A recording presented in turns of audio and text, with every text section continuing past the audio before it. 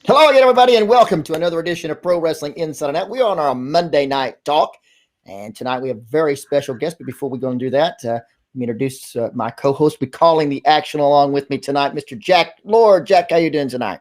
Doing good. With us tonight, we have authors of a fantastic book called The Wrestler's Wrestler, and they have interviewed many a wrestler. We're going to talk about that during the next hour or so. With me right now, ladies and gentlemen, we have Dan Murphy and Bryan. Bryan, last name? Bryan Young. Bryan Young. We welcome you to Pro Wrestling Inside and Out. Guys, just tell us a little bit. Dan, tell us how you got interested in wrestling. Oh, yeah. Okay. Well, I spent 22 years as a writer with Pro Wrestling Illustrated. So I was the person who coordinated the PWI 500 for maybe the last 15 years. The Women's 100, a bunch of other things of the magazine. I became a fan when I was maybe 8 or 9, but I was 10 when the first WrestleMania hit. And I was like the perfect age for Hulkamania, rock and wrestling and everything. And I got hooked. And then you get that little seed of what the WWF was offering. And then you get this desire to learn about everything, learn about all of the NWA territories and the history and everything else. And that stayed with me ever since. Excellent. Bryan? I was a big fan when I was a kid. I have an older brother who's diehard wrestling fan his whole life, 5 years older than me. So, he smacked me around a bit, put me in a lot of wrestling holds as a kid. I kind of drifted away from the game for many, many, many years until this project. And, I've known Dan since we were much, much younger. Before either of us had beards, I knew Dan. And when the idea for this book came up, I approached Dan, and it was meant to be for him exclusively. But when he asked me to come on and help and co-author it with him, it re-sparked my love for wrestling because, I spent 2 years pretty much surrounded by it 24/7 and have re-fallen in love with it. Jack, wow. I love some of your stuff I've been watching. Well, excellent. Excellent. Jack, question? Oh, gosh. Name off some of the guys that you did interview, men and women, for this book. Yeah, absolutely. What we did is we came up with this concept, and it's kind of interesting. I've been playing around with this idea. I previously wrote the book Sisterhood of the Squared Circle in 2017. With ECW Press, which is a history of women's pro wrestling. I did that with Pat LaPrade out of Montreal. And I was playing with this idea of a book about wrestlers. Like there's musicians or actors. The ones who are respected within their peer group, but may not be as well known as their contemporaries. And I talked to a few people, and they're like, oh, do you mean like the best technicians? Not necessarily in a way, the best shooters? What do you mean? At the same time, Bryan came up to me, and he had this idea of doing, Dick Beyer had passed away, and Bryan might mention this here, but Dick Beyer was a Buffalo guy. We're both Buffalo guys. And Bryan says, these old guys are dying, and we need somebody to go out there and talk to them and get their stories and try to preserve as much of that history as we still can. And I thought, well, maybe this is a way to fit that into the idea I had of the wrestlers, and talk to a lot of guys about the guys that they enjoyed working with and the guys that they tried to emulate, and really talking about the craft of pro wrestling. My idea was I wanted to write a book that wrestling trainees or students could read and say, Ray Stevens? Okay, I want to look into this guy. What's this guy like? Dick Murdoch, even Strangler Lewis and guys like that who really brought something new and revolutionized the game during their time. So that was the idea. We talked to about 50 different wrestlers, old timers. So we were talking about some right before the show. Kevin Sullivan, Terry Funk, Buddy Colt, Ron Fuller. Some of the new guys, Nigel Mcginnis we talked to. Got a little bit from, Jim Ross, and a little bit from, oh my God, why am I blanking on her name? Chris Jericho. No, well, Chris Jericho, but current Raw, SmackDown WWE Women's Tag Team Champion, Shayna Baszler. Sorry, I forgot that. But a cross-section of everyone in between to really kind of pick their brains about what made other opponents special and what little nuances that they had that really made them stand out. Excellent. Bryan, how did you get started? I know you said you knew Dan. How did you get involved with the project? It's a very interesting story. I was doing a lecture on a completely different historical topic. One of the things I write about and research and lecture about is the Whitechapel murders of 1888, Jack the Ripper.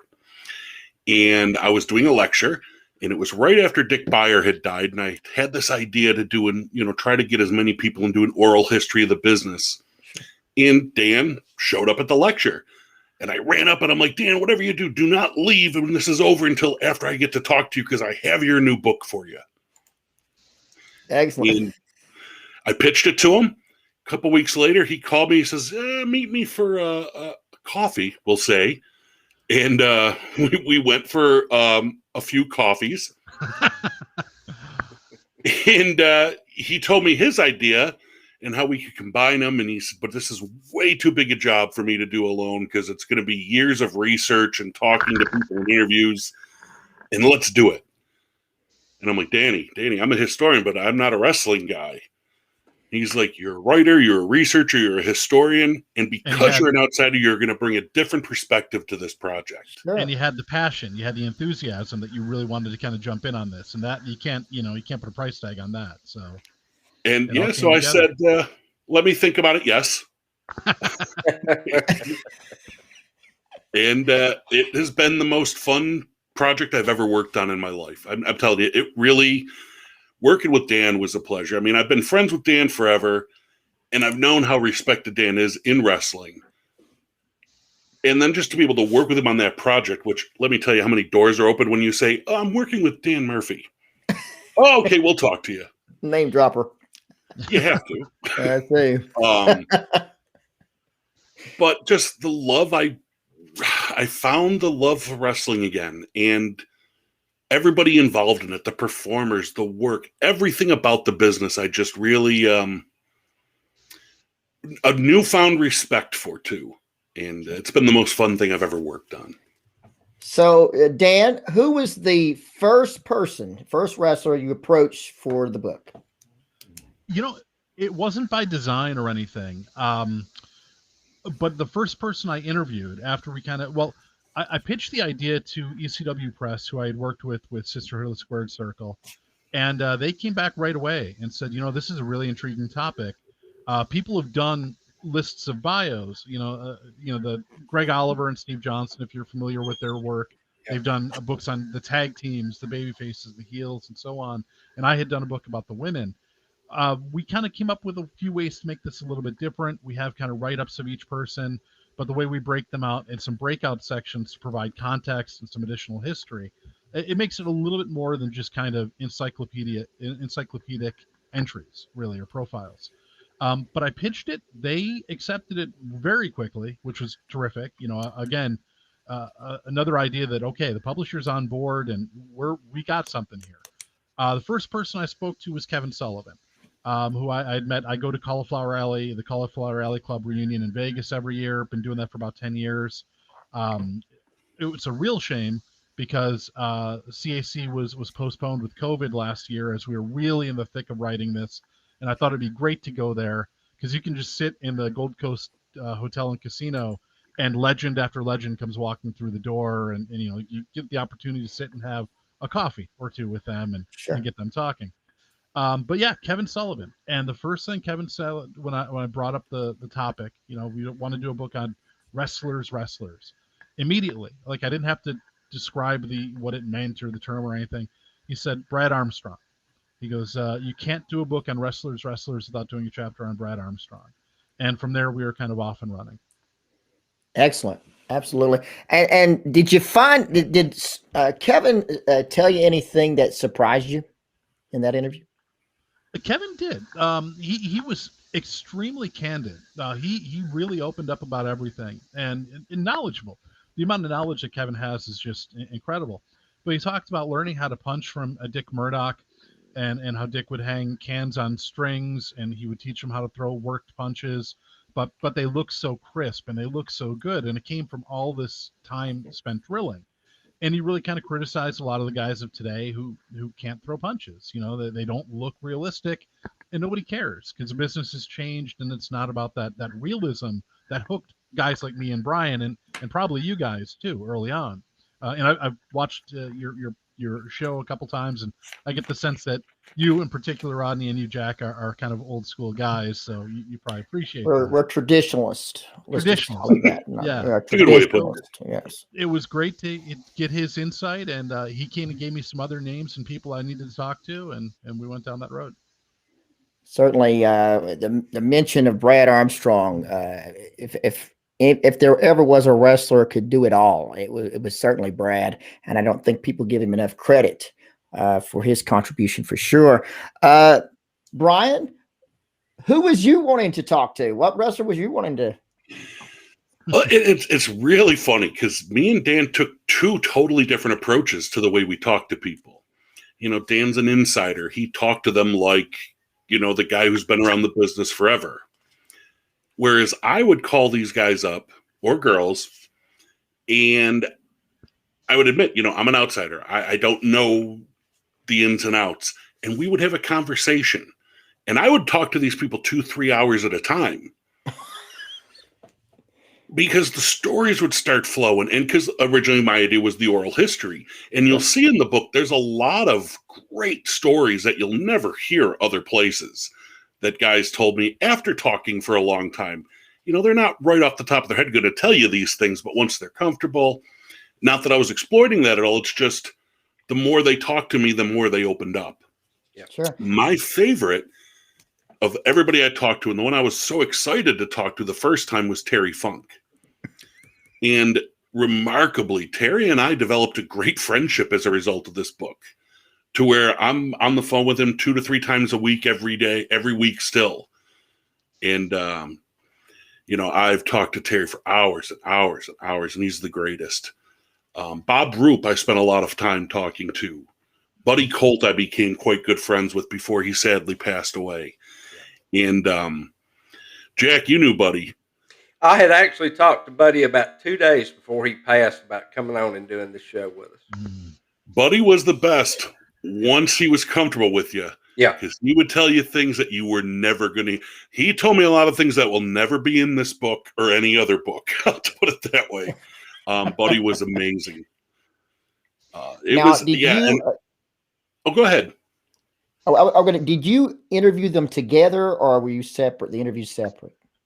Most of them were separate. Yeah. That's separate. Okay, so you primarily you got with Terry Funk, Bob Roop, and Buddy Colt, and of course I've always thought that Buddy Colt probably would have been world champion if it wasn't for the airplane crash. So did Buddy. He was just tremendous. No matter where he went, Georgia, top guy there at one time. Georgia heavyweight champion and tag team champion at the same time. That's just how important he was, and that's what promoters thought of him. Tell me something about Buddy Colt that we would be surprised about. Well, did Buddy ever tell you the story about the time the guy jumped on the ring apron and shot at him? Oh no, let's hear this is not in the book, so this is an exclusive. Okay, exclusive right here. We were talking about how over it was, especially in Florida at the time, and how people really believed it. Because one of the original working titles I had for the book was They Made Us Believe, when it was originally going to be a full oral history. Right. Because these are the people that really made us believe. And he said, you know, everyone believed it back then. There weren't that many people smart to the business. And he goes, he had so much heat in Florida. One night, he's in the ring, and all of a sudden, his opponent's on the ground and the referee's on the ground, and he's saying, "Get down, dummy, they're shooting." A guy had jumped on the ring apron, pulled out a gun, went to shoot Buddy, missed him, hit someone in the front row on the other side, got arrested. He says, ambulance comes in one door, cops come in the other door, guy gets arrested. The booking officer lets him go after fingerprinting him and photographing him. And according to Buddy, when he had to go to court like a month later, the judge dismissed it, saying it was Buddy Colt's fault for starting a riot by cheating. So that's my favorite story that did not make the book that I was told. The time Buddy Colt was shot at and the judge let him go because it was Buddy's fault. But you go back and watch some of the Buddy stuff if you can find it.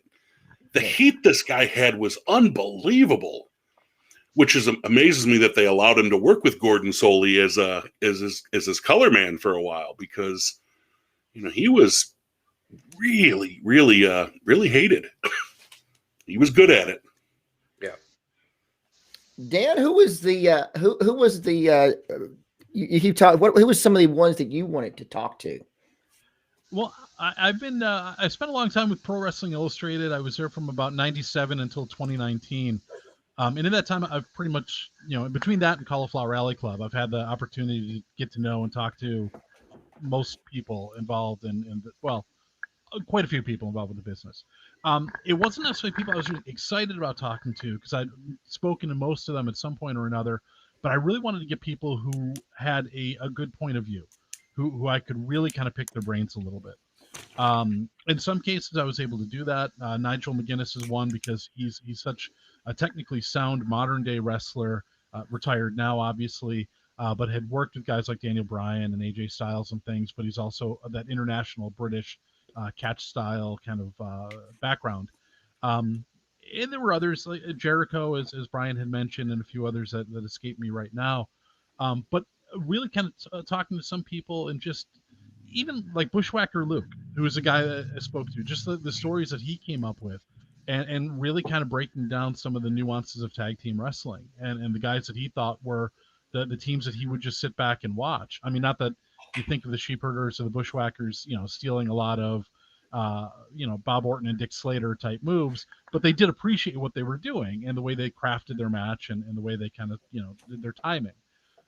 So it wasn't so much the people as it was the stories I got out of them, which really kind of popped me as a writer, I guess. And I will say this, Dan might be the only person in the world who can actually say Bushwhacker Luke almost came between him and his girlfriend. Oh, okay. You make it sound so tawdry.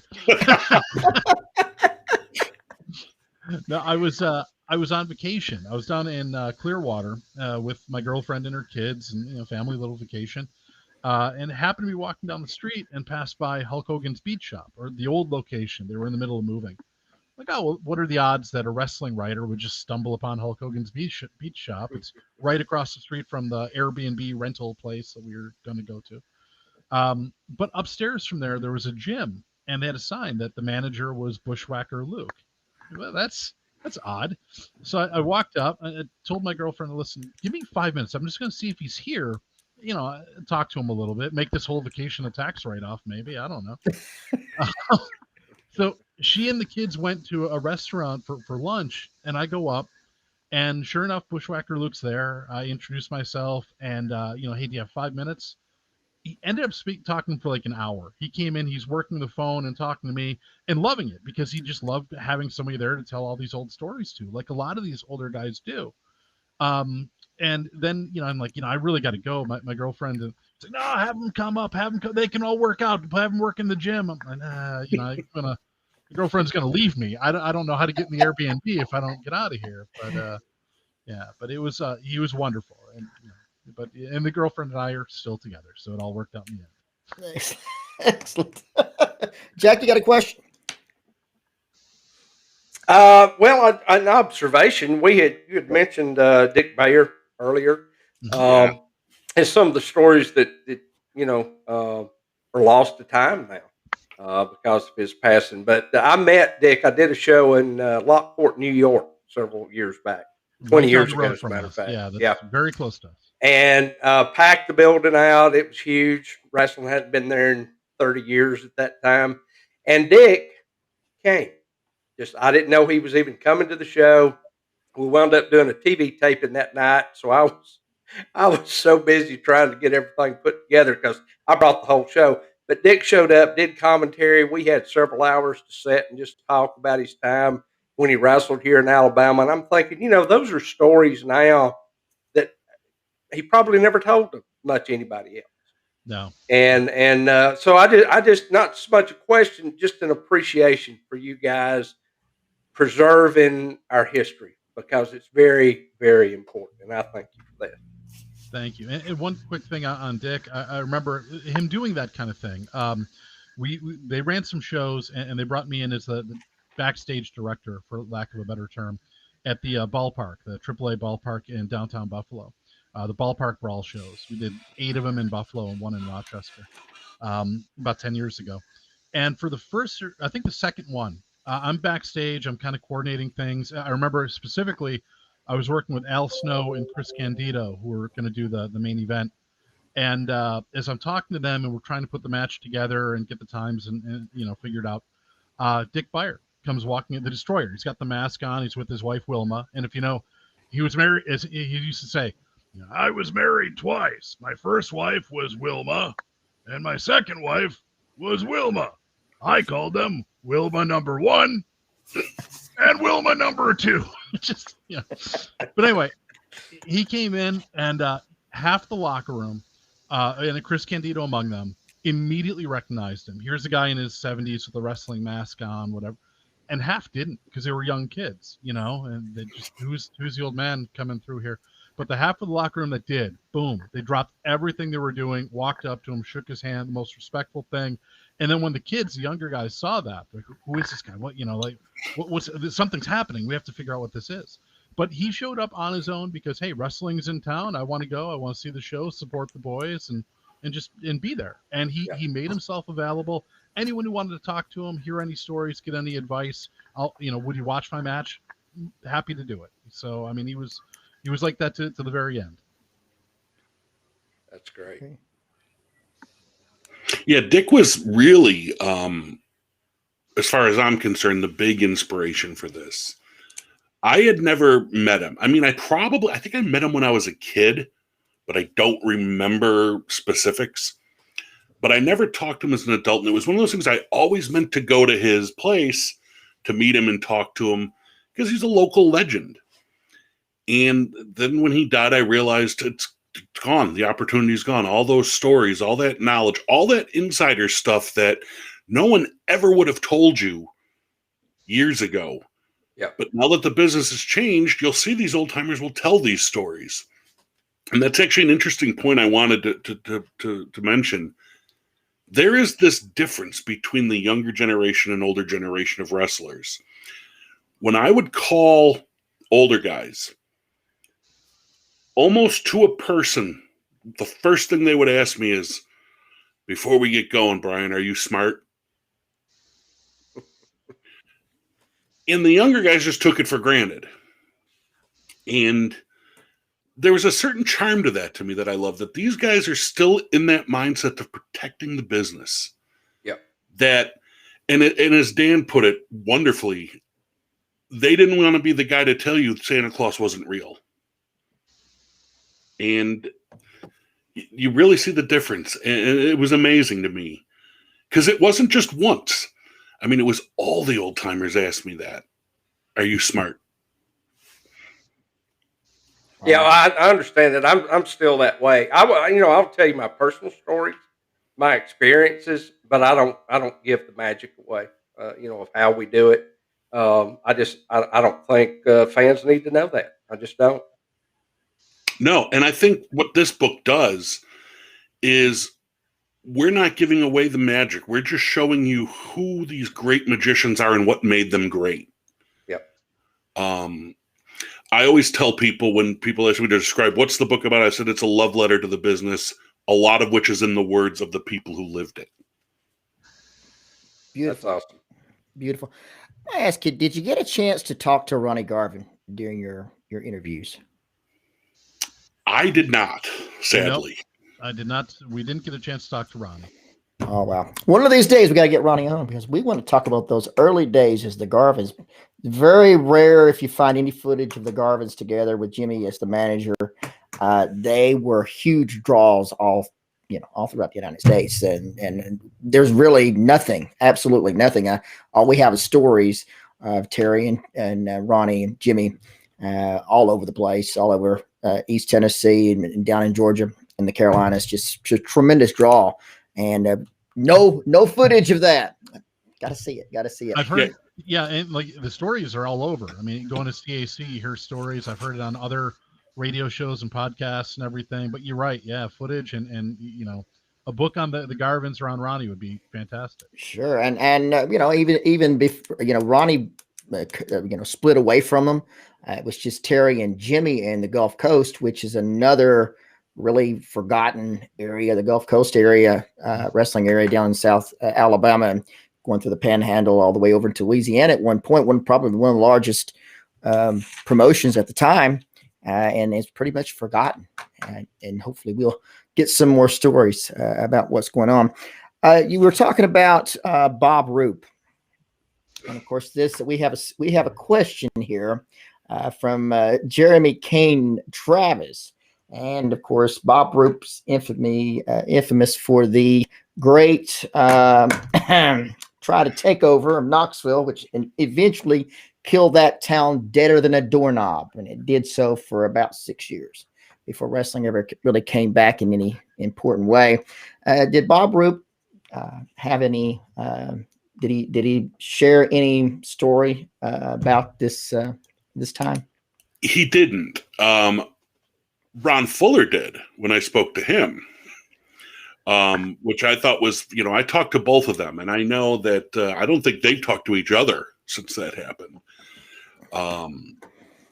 But the amazing thing was Ron said when he started to talk about it, he stopped instantly and said, yeah, I'm not going to go down there. I'm not going to say anything bad about anybody because, we're only on this earth once and not for that long. So, that's all I'm going to say about that. Bobby Roop did not. He told me some great stories about other boys, like, traveling with them and how great they were to be with. And there's a great section of the book where he gives me a full breakdown of a week in Amarillo and the driving and how many miles every night and where to and the times. And it's just this crazy breakdown of, and you're reading it going, how does anybody do this? And they're like, yeah, we did that every week. And it's nuts. But sadly, sorry, they didn't, Bobby didn't go into that. I would have loved to. I didn't want to push people in a negative direction either, since it was a positive book. Sure. But I really wanted to know. Yeah, I understand. For a while, I mean, he was on the blacklist for a very long time. And so was Ronnie Garvin, very long time. Actually, come to think of it, I do remember very little. It wasn't about it specifically, but he told me that it hurt him that he had burned so many bridges. And because we were talking in one of the interviews I was doing with him about Bob Orton Jr. And when they were a tag team. And, Bob was in on that with him. He was part of that group. But, Bob resented him and held it against him too. And he told me that he hadn't talked to Orton in many, many, many years. And it broke his heart until they were on a panel together at a convention. The first time they'd seen each other all the time, and they're sitting next to each other on a panel. And he says it took, Orton a little bit of time, but eventually he started talking to him again. That's the only thing he really said about it. Understand. Dan, tell us somebody that stood out in these interviews that, when we read, we're going to say, wow. Is there anything that stands out in any of the interviews that you did? Oh my gosh, there's a few. I mean, we've mentioned a few of them. Again, Kevin Sullivan, I thought was just brilliant insight. I mean, you think of everything he, as a booker, that he was doing in WCW during the heyday of the '90s boom, and the Monday Night Wars, and he was booking when they sold out the Georgia Dome. I mean, this is a guy who really has a head for the business, and kind of the insight that he brought to it. But there were also guys who, I mean, like Colt Cabana, for example. I mean, he's not, a old school guy. Well, he kind of is. He's old school, but the comedy kind of sensation or, sensibilities. But he has a really good insight too. And I thought what made him interesting was because he's done stand-up comedy, and he really got the comic and the wrestler's wrestler. A few wrestlers, Jericho and Nigel Mcginnis, that I can think of, mentioned, they look at the term a wrestler's wrestler as almost like a backhanded compliment. Like, okay, you can pop the boys in back, your moves, but you're not a star. You can't get over. The fans don't, You're either a main event guy or not, and a wrestler's wrestler is not necessarily a main event guy. Whereas a guy like Colt Cabana said to me, I think that's the highest possible praise you can give somebody, because if everybody is passionate about their craft and learning their craft, and you look at somebody that is almost universally looked at as like, that guy's got it, that guy is the guy I want to be like, that's, great praise. So those are some of the ones that pop right in my head. Again, we spoke to almost 50, ranging from hours and hours of interviews to just, brief little 10-15 minute or a series of emails back and forth. And then the Sinister Minister did the foreword to the book, and Jim Mitchell's always, Love him. He's great, right? Now, Yep. when I was thinking about the foreword, I was thinking, well, are we limited to only having a wrestler that we've profiled? And that could be great. William Regal could be a very good one, but other commitments with WWE precluded him from doing it. And other maybe Bret Hart could be one. He's profiled in the book too. But Bret, with a lot of his recent years, is very bitter towards a lot of things, and that might come out in a forward. And so we kind of thought of different candidates, and then I eventually thought of Jim Mitchell, because he's not a wrestler. It doesn't matter whether he's included or not, but he's been around the business. He was a lifelong fan. He's been in the business for 30 years, and was in Smoky Mountain. But he's just got such a interesting mind and perspective. You don't want to just get somebody who's going to write a foreword and kind of be bland and generic. You want somebody who's going to be interesting and add to the book. And Jim really did. So we got a different voice in there. And again, he's an example of somebody who you may not think of right off the top of your head, but he brings a unique insight.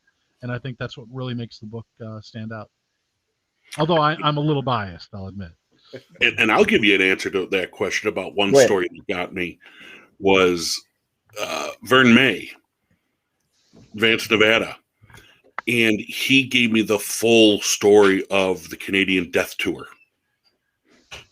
And we put it in the book. So for people who don't know what that is, buy the book and read it because it's fascinating. But I remember he was telling me the story, and I recorded all the conversations I had with people because I wanted to transcribe and use exact quotes. And I remember when I was typing it up, the story of the full what the Death Tour is, it scared the poop out of me as I was writing it up. And I don't know how these guys do it. So that was one of the things in the book that really got me like, wow, the dedication these guys have is insane. And he didn't do it just once or twice. He did it several times. And that's one of the things, like those Tony Candelos, the promoter, his Death Tours, and talking about Bob Roop with the Amarillo loop and everything. It's the masters of the craft. It's not just what you do in the ring. That's mostly it, but it's the lifestyle. It's, it's what you do to get from show to show. It's not just showing up and doing your spots and getting them in, but it's the life of a pro wrestler and the guys who really kind of took it to a different level. Especially in this time, I think the women are really stealing the show in lots of cases.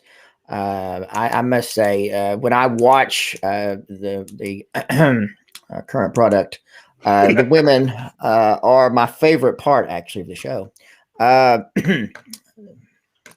We won't talk about that. We'll talk about that tomorrow night. Anyway, let's talk about the women. What women had you interviewed for your book? Well, I'll kind of jump in on this one. I previously did the book Sisterhood of the Squared Circle. Maybe, I don't know if you can see up on the wall, there's a little poster up there and the cover of the Wrestler's Wrestler up here. But Sisterhood of the Squared Circle came out in 2017, and that did a complete history of women's pro wrestling from basically 1895 through the Mildred Burke era, the Fabulous Moolah era, the All Japan Women, into the kind of Attitude Era and beyond. And I agree. There was a time very, very definitely, maybe around 2005 to 2015 or 16, where I agree with you, Rodney, that the women were the best thing in wrestling, but not in WWE. I really saw it in Shimmer. And Shimmer, little independent promotion out of Chicago. And so many of these women from Shimmer have gone on to WWE. Bailey is one, and Natalia did the first Shimmer taping. Beth Phoenix. Many who have come up through the years. Ember Moon, off the top of my head.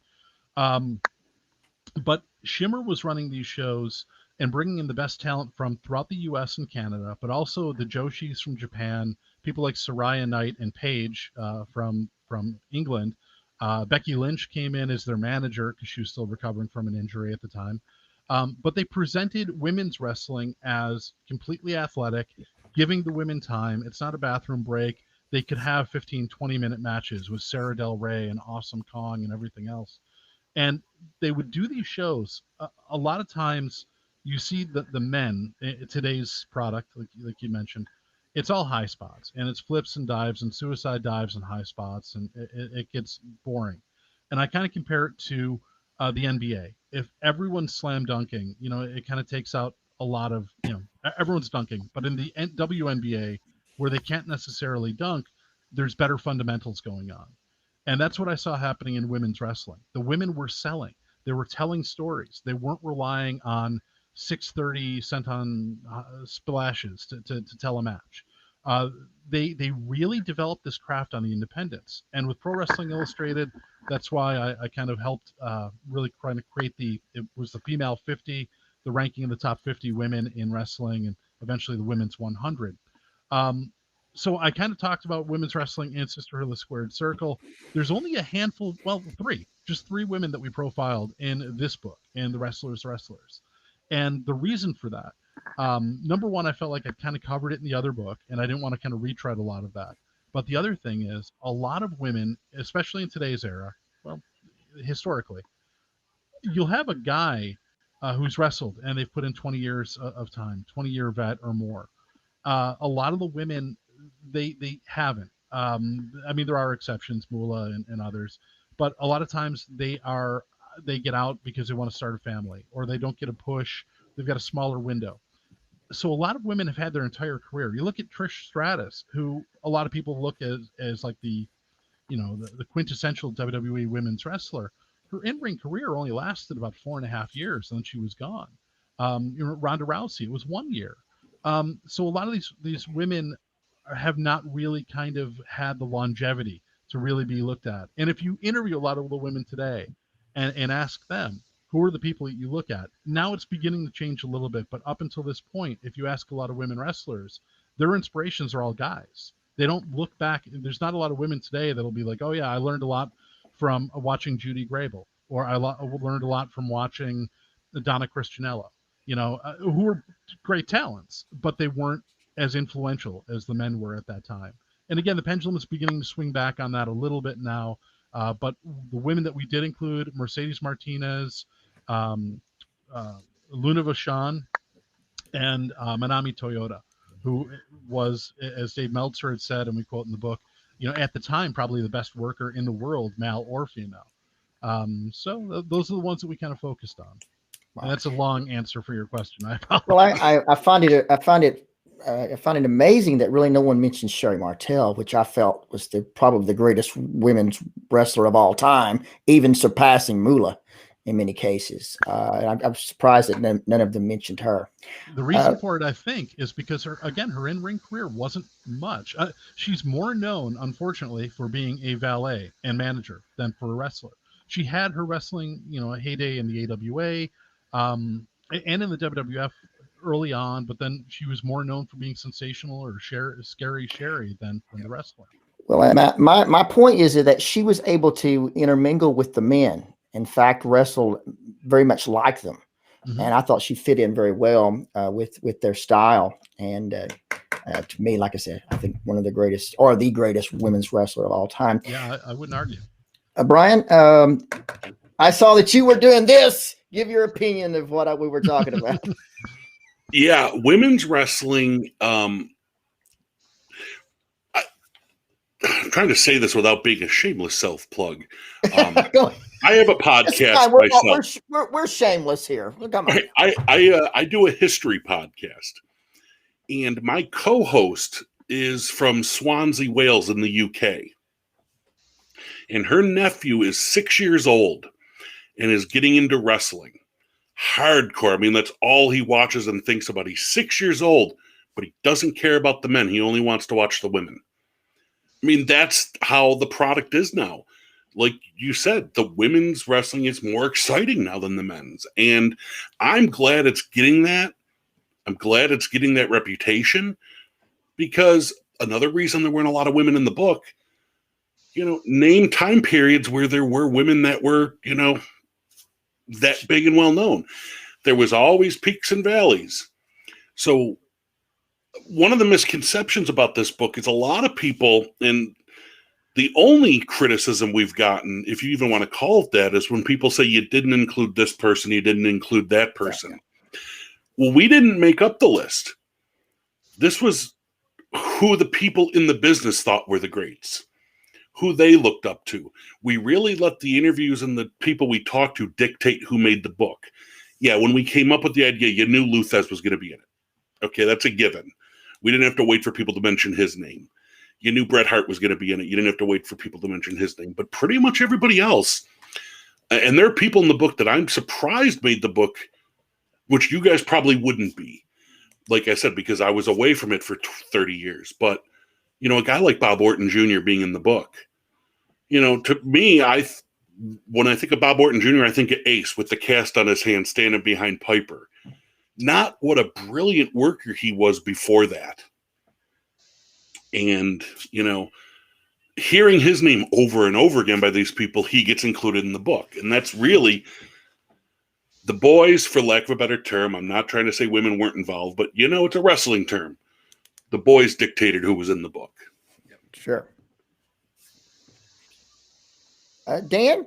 So you've got, let's go back over the two books that you have, because I'm sure many of our the insiders will definitely want to get them. So you had the currently the Wrestler's Wrestler, and the other one that you were doing, the Wrestlers, the There you Masters go. of the Craft of Professional Wrestling. Yeah, available everywhere now. The other one, the women's wrestling book, was called Sisterhood of the Squared Circle: The Complete History of Women's Pro Wrestling. And they're both with ECW Press. So you can find either on Amazon or ecwpress.com, or just go in your local bookstore and demand that they order a copy. That always works. Demand it. Demand That's it. right. We always don't like ask. to demand. Don't take no for an answer. That's right. That's right. Was there a surprise? Did you find that you talk about the Wrestler's Wrestler? Did you ever have anybody to mention someone that, like, wow, I wouldn't believe you would even consider them as an influence? I'll say real quick, and then Bryan, you're smiling. I think you might have some. I don't know, but talking to Highlander Robbie, he had a brief run in the WWF. He's an interesting guy. He had a lot of opinions. I asked him, who are the guys who you think of as wrestlers? He goes, well, it's got to be the guys who make the most money, right? So he's Hulk Hogan. He's a wrestler's wrestler, which he's not included in the book. We do have some people like Dusty Rhodes and some others, and there can be some, how come Jerry Lawler's in and Dusty Rhodes but not Hulk Hogan? And we can kind of debate and go back and forth on those. But his opinion was, you can have the guys who can sell and they can bump, and that's great. But the end of the day is to make your money, get out, and be in one piece. And Hulk Hogan did that. So how could he not be? And in the beginning of the book, we kind of go through the introduction. We kind of go through a little bit of our criteria and make those points. Some people said this, some people said this, but for the purpose of this book, this is what we're kind of looking at. But yeah, and we even mentioned there that, wrestlers have their own opinions. They know things that have happened backstage. They have some old grudges that they'll hold until the end of time. And these are covered in this book. We love dirt, my man. There's not too much dirt, but I have a lot of dirt that's not in. Oh, okay. But it will color their perspective. So if you ask, hey, who are the guys that you really liked working the most, or who are the best guys that you worked with, then maybe like, this guy was a jerk in real life, so I'm not going to talk about him, but I'll talk about this guy instead. So that's kind of what I meant by that. You're talking about Austin Idol again, Bryan.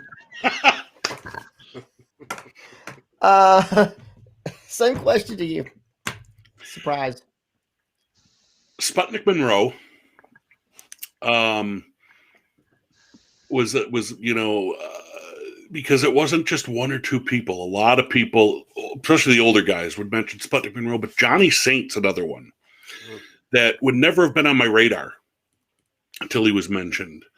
And one that I remember talking to Dan, And I said, Dan, everybody keeps saying Dick Murdoch.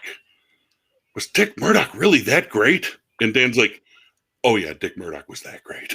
Yeah. So, yeah, people like that, to someone like me, were a surprise. And I think to a lot of people who will buy this book, it'll be a surprise. But wow. So did you get a chance to talk with Dick Murdoch? That is a question. Did you get to talk with him? No, did not. No, Dick could passed not. before. Yeah, we weren't able to speak What to are, him. so what year what year did you work on this? We worked on this really. Let's see. We started in 2019. That's when the project got accepted. Well, actually, 2018, maybe late 2018. End of 2018. End of 2018 into 2019, we began the process. I think it was 2019 when ECW Press approved it and greenlit it, and then we were kind of off and running. Had it all written around maybe this time, or maybe June or July of last year. And then what's terrible? Well, it's a rough thing. You're dealing with a publisher, and ECW is a great publisher, a great publishing house. But you finish the book, and then you have to go through the revisions and the editing and the galleys and the photo, and it takes forever. And so you have especially when they're short-staffed because of COVID. Yeah, with COVID, yeah, sure. And then you have almost a year that goes by before the book finally comes out. So that's why when it finally came out and was available everywhere at the end of April, Bryan and I were doing cartwheels. It's finally happened. It's finally out. Yeah, and several people we talked to passed before the book even came out. Oh, Brody Lee. I spoke to Brody Lee, who I've known for a long time. Rochester kid. I knew from his first year in the business, and had some quotes from him talking about Jerry Lynn, and he passed away. Obviously, Buddy Colt and a couple others. And I was heartbroken by some of the ones we didn't get to talk to. We were supposed to talk to Harley Race. Mm-hmm. In fact, the agreement was I was going to talk to him right when he got out of the hospital. That last trip to the hospital, which sadly he never got out of. Oh. So things like that were tough. There were a couple people that were too sick to talk to us. Some people just flat out refused. They didn't want to expose the business. Will you give us a few of those names? We like to hear those too. I'll let Dan do that. Oh, come on. No, most of the ones I talked to were okay, but I'll tell you what, I mean, there were guys who wanted to get paid. It's like, that's sure. Be nice about it. Yeah, you gotta. We have a few. We have a few us? that would like. Yeah, to we have a list of those. Yeah, those too. So, in fact, one of the early interviews, Bryan happened to be going to a convention that was in Buffalo, and Scott Hall and Kevin Nash were there, and hey, Hall and Nash are there. We just signed this contract to this book. Hey, I mean, convention's not the right time, but it's a good way to hey, can I touch base with you down the road? Give you a call, email, whatever. And I did have a press pass, so I wasn't just cutting the lines doing it. So who would think that Scott Hall and Kevin Nash should try to jack you up for money before doing an interview, right? I mean, it's crazy. You didn't ask me, did you? You refused. You turned me down. You said no, go away. I can be bought for a cigar. Read my bio. I'm a cigar guy. So yeah, Bryan, we did a bunch of the interviews, our meetings throughout all of this. We're all done in a cigar shop. Yeah, a cigar bar. Yeah. So you were saying you were saying Harley Race. You had the opportunity, but missed basically that opportunity. But anybody else that you can think about, you really wanted to interview and didn't get a chance? Absolutely. This is number one. I wish we had him more than anybody else. Anybody? There's two that I can think of, but Bryan, tell the story. Okay. One is Jim Cornett. Okay. And I know this is a G-rated show, so I'm not going to be able to quote Corny exactly. It's the reason we don't have Jim on here. That's right. But basically what it was we got Jim's number from people that we'd interviewed that knew him and said he'd love to do this. And Dan wasn't able to get a hold of him. So I said, I'll take it. I'll try to get a hold of him. And one day I called him and picks up the phone and just hangs it up without saying anything. So, of course, what do you think? Oh, the phone call dropped. But obviously someone's there. So I dial back, and this screeching voice comes on that just says, blankety blank, you blankety blank. If I hang up, it means I don't have time to talk. I'm busy, blank, blank, blank, you, and slam the phone down. Wow. No hello, no nothing. I think And I that's the called way he Dan, always and I answers the told phone. him, and I said, I don't want to try him ever again. Not because I'm intimidated or afraid or ashamed of it, but it makes a much better story that was my interaction with him, because it is such a Cornett moment. Well, let I'm me give you thrilled. a real short Cornett deal. Bobby Eaton, I booked for a show named called Wrestle South down here in Alabama. We had our first show last Saturday. Bobby Eaton is part of our staff.